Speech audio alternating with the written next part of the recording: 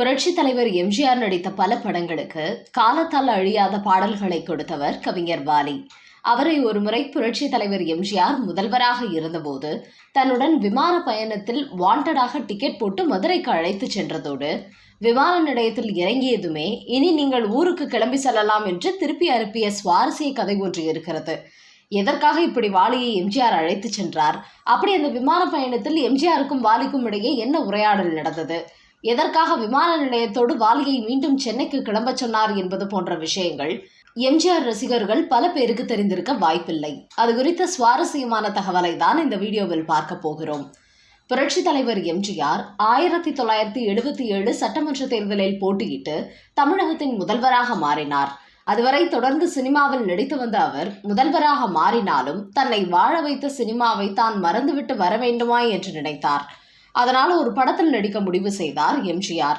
அதற்காக தன்னுடைய அமைச்சரவையில் இருந்த சில சகாக்களையும் ஒரு சில தயாரிப்பாளர்களையும் அழைத்து புதிய படம் ஒன்றில் நடிக்கப் போகிறேன், ஏப்ரல் 14ஆம் தேதி தமிழ் புத்தாண்டு அன்று படத்தின் பூஜையை வைத்துக் கொள்ளலாம் என்று கூற அங்கு இருந்தவர்களுக்கெல்லாம் அதிர்ச்சி.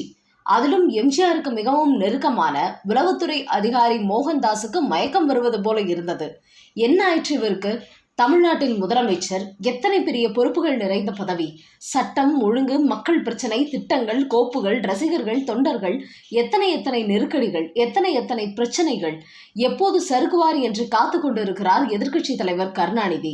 எல்லாவற்றையும் சமாளிக்க வேண்டும், மூச்சு விடக்கூட நேரமில்லை. இருந்தும் நடிக்கிறேன் என்கிறாரே, என்ன மனிதர் இவர்?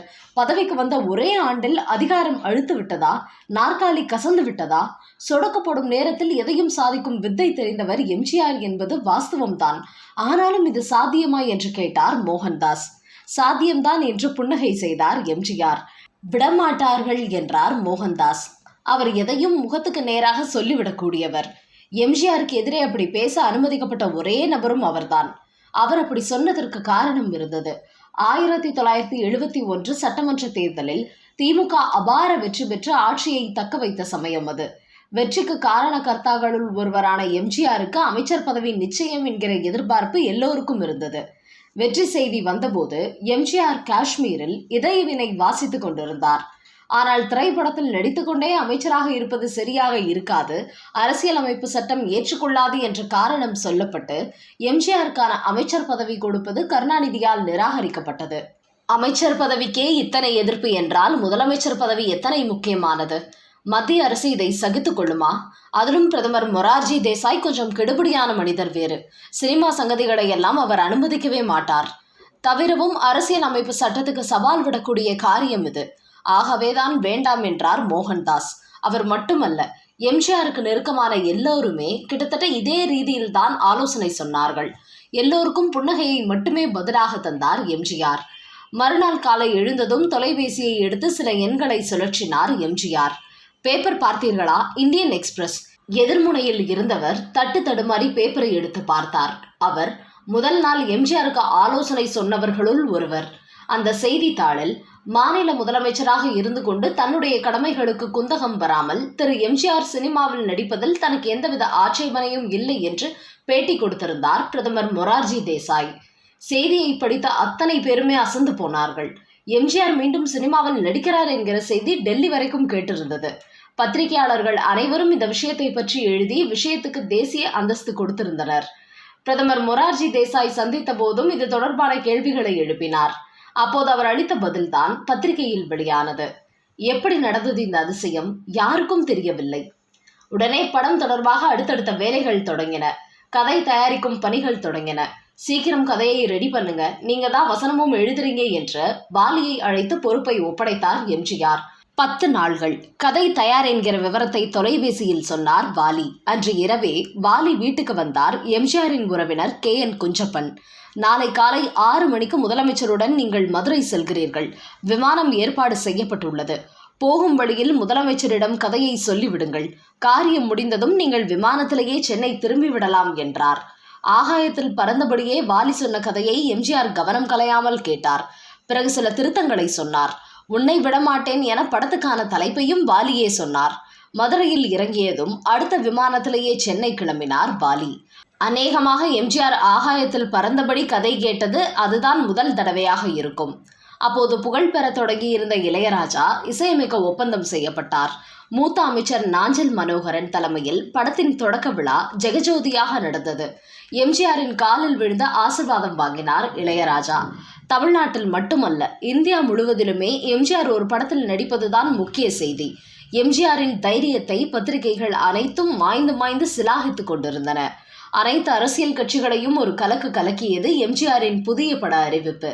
கருணாநிதி கொடுக்க விரும்பாத சுகாதாரத்துறையை தான் முதல்வரானதும் தன்வசம் வைத்துக்கொண்டு ஆட்டத்தின் முதல் காயை வெட்டினார். தற்போது முதலமைச்சர் பதவியில் இருந்து கொண்டே சினிமாவில் நடிப்பது எம்ஜிஆர் ஆடிய ஒட்டோட்டம். ஆனால் திடீரென எம்ஜிஆரிடமிருந்து படம் நிறுத்தப்படுகிறது என்கிற ஒரு அறிவிப்பு வெளியானது. வட்டம் அடித்துக் கொண்டிருந்த அத்தனை சர்ச்சைகளும் ஒரே நொடியில் அடங்கி ஒடுங்கிவிட்டன. ஏன் நிறுத்தினீர்கள் என்று எவருமே கேட்கவில்லை, அவரும் சொல்லவில்லை. அதுதான் எம்ஜிஆர். அவர் எடுக்கும் முடிவுக்கு அவர் மட்டுமே ராஜா. நிமிர்ந்து நிந்திக்கவும் முடியாது, குனிந்து குமுறவும் முடியாது. முற்றிலும் புரிந்து கொள்ள முடியாத நபர் அவர். மற்றவர்களால் கனவிலும் நினைத்து பார்க்க முடியாத காரியங்களை அசால்ட்டாக செய்து முடிக்கக்கூடியவர் அவர். ஆனால் எந்த நேரத்தில் என்ன முடிவு எடுப்பார் என்று எவராலும் யூகிக்க முடியாது. ஒரு முடிவை பகிரங்கமாக எடுப்பார். 10 நிமிடங்களில் அதை தலைகீழாக மாற்றுவார். ஆனால் அவர் எந்த முடிவை எடுத்தாலும் அது சரியாகத்தான் இருக்கும் என்று நினைத்தனர் மக்கள். எம்ஜிஆருக்கு பல்வேறு பரிமாணங்கள் உண்டு. ரசிகர்களுக்கு, தொண்டர்களுக்கு தலைவன், ஏழைகளுக்கு இரட்சகர், எதிர்க்கட்சிகளுக்கு சிம்ம சொப்பனம், பட தயாரிப்பாளர்களுக்கு லாபதேவன், வறியவர்களுக்கு வள்ளல், தமிழ்நாட்டு பாட்டிகளுக்கு அவர்தான் கடவுள். இன்னும் நிறைய பரிமாணங்கள் எம்ஜிஆர் என்கிற மனிதருக்குள் புதைந்து கிடக்கின்றன. ஆச்சரியங்களாலும் சுவாரஸ்யங்களாலும் பிரமிப்புகளாலும் நிரம்பிய மனிதர் எம்ஜிஆர். புரட்சி தலைவர் எம்ஜிஆர் கண்ணதாசன் பாடல் கூட்டணிதான் வெற்றி கூட்டணி என்று அந்த காலத்தில் பேசப்பட்டது. அந்த பாடல்கள் எல்லாம் திரும்ப திரும்ப பாடப்பட்டன, மக்களை பெரிதும் கவர்ந்தன. அந்த சமயத்தில்தான் கவிஞர் வாலி பாட்டெழுத வந்தார். எம்ஜிஆருக்கு வாலி பாட்டெழுத ஆரம்பித்த அந்த ஆரம்ப கட்டத்தில் எம்ஜிஆர் வாலி கூட்டணியில் அமைந்த 2 படங்கள் எம்ஜிஆர் வாழ்விலும் வாலியின் திரையுலக பயணத்திலும் மிக முக்கியத்துவத்தை பெற்றன. அந்த 2 படங்கள் தெய்வத்தாய் மற்றும் படகோட்டி. எம்ஜிஆரின் மறக்க முடியாத பட வரிசையில் படகோட்டிக்கு நிச்சயம் ஒரு முக்கிய இடம் உண்டு. 1964 GN வேலுமணி தயாரிப்பில் டி. பிரகாஷ் ராவ் இயக்கத்தில் மெல்லிசை மன்னர்கள் விஸ்வநாதன், ராமமூர்த்தி இசையில் எம்ஜிஆர், சரோஜாதேவி, நம்பியார், நாகேஷ், மனோரமா நடிப்பில் வெளியானது படகோட்டி. அதேபோல கவிஞர் வாலியின் திரையுலக பயணத்திலும் படகோட்டிக்கு இடம் உண்டு. இந்த படத்தில் ஒரே ஒரு பாட்டு எழுதத்தான் வாலியை அழைத்தார்கள் என்றும், அந்த பாட்டு எம்ஜிஆருக்கு ரொம்பவே பிடித்து போனதால் எல்லா பாடல்களையும் வாலியை கொண்டே எழுத வைத்தார் என்றும் சொல்வார்கள். எம்ஜிஆர் படத்துக்கு எல்லா பாடல்களுமே வாலி எழுதியது தெய்வத்தாய் படத்தில்தான். இதன் பின்னர் படகோட்டி படத்தில் எல்லா பாடல்களும் எழுதினார். என்னை எடுத்து தன்னை கொடுத்து என்றொரு பாடல், கல்யாண பொண்ணு கண்ணான பொண்ணு, தொட்டால் பூமலரும், பாட்டுக்கு பாட்டெடுத்து என்கிற பாடலும், நான் ஒரு குழந்தை நீ ஒரு குழந்தை என்கிற பாடல்கள் அனைத்துமே அப்படி ஒரு வரவேற்பை பெற்றன. குறிப்பாக மீனவர்களின் வாழ்க்கையை கதைக்களமாக கொண்ட இந்த படத்தில் இன்னும் 2 பாடல்கள் எழுதியிருந்தார் வாலி. கொடுத்ததெல்லாம் கொடுத்தான், அவன் யாருக்காக கொடுத்தான் என்ற பாடலும், தரைமேல் பிறக்க வைத்தான், எங்களை தண்ணீரில் பிழைக்க வைத்தான் என்கிற பாடலும் அடைந்த வெற்றிக்கு அந்த கடல்தான் இல்லை. மீனவ குடும்பங்களில் என்றல்லாமல் ஒட்டுமொத்த தமிழகத்திலும் மிகப்பெரிய தாக்கத்தை இந்த பாடல்கள் ஏற்படுத்தின. TMS சுசிலாவின் குரலும் இன்னும் செவிகளில் ஒலித்து கொண்டே இருக்கின்றன. ஒரு நாள் போவார், ஒரு நாள் வருவார், ஒவ்வொரு நாளும் துயரம் என்பன போன்ற வரிகள் கடலில் கால் வைக்காதவர்களின் மனங்களையும் அசைத்து உலுக்கியது. அதிலும் கொடுத்ததெல்லாம் கொடுத்தான் என்கிற பாடல் பிறந்ததே ஒரு சுவாரஸ்யமான கதைதான். இந்த படத்தின் படப்பிடிப்பு சத்யா ஸ்டுடியோவில் நடைபெற்றது. அப்போது அங்கே வந்த இந்த படத்திற்காக பாடல்களை வாலி எழுதுவது வழக்கம். அப்படி ஒரு நாள் சத்யா ஸ்டுடியோவுக்கு வந்த வாலி ஒரு பாடலுக்கு சரியான பல்லவி கிடைக்காமல் ரொம்பவே தவித்து கொண்டிருந்தார். அந்த பாடலுக்காக வார்த்தைகள் இறங்கி வராமல் அவருக்கு போக்கு காட்டி கொண்டிருந்தது. அந்த நேரத்தில் எம்ஜிஆர் அங்கே வர, இன்னும் அந்த பாடலை எழுதவில்லை என்று எம்ஜிஆரிடம் அதற்கான காரணத்தையும் கூறினார் வாலி. வரும் கவலைப்படாதீர்கள், இதை குடிங்க, பாட்டை முடிங்க என்று ரைமிங்காக கூறிய எம்ஜிஆர் தான் கையோடு கொண்டு வந்த அவல் பாயாசத்தை வாலியிடம் கொடுத்துவிட்டு மீண்டும் படப்பிடிப்பு பணிகளில் கவனம் செலுத்த சென்று விட்டார். அப்போது பாயாசம் குடித்து கொண்டிருந்த வாலி அங்கு உலவிக் கொண்டிருந்த சில தொழிலாளர்களை பார்த்து, என்னையா நீங்கள்லாம் பாயாசம் சாப்பிட்டீங்களா என்று கேட்டார். உடனே அவர்கள், ஓ சாப்பிட்டோமே, வாத்தியார் என்ன உங்களுக்கு மட்டுமா கொடுத்தார், எங்களுக்கும் கொடுத்தார், வந்து போகிற ஊராருக்கெல்லாம் தான் கொடுத்தார் என்கிற போகிற போக்கில் அவர் பெருமையை சொல்லிவிட்டு போனார்கள். இதை அவர்கள் சாதாரணமாக சொன்னாலும் கூட கவிஞர் வாலியின் மனதில் அவர்கள் சொன்ன வார்த்தைகள் ஒரு பொறியை உருவாக்கியது. உடனே பாடலில் பல்லவி வாலிக்கு கிடைத்துவிட்டது.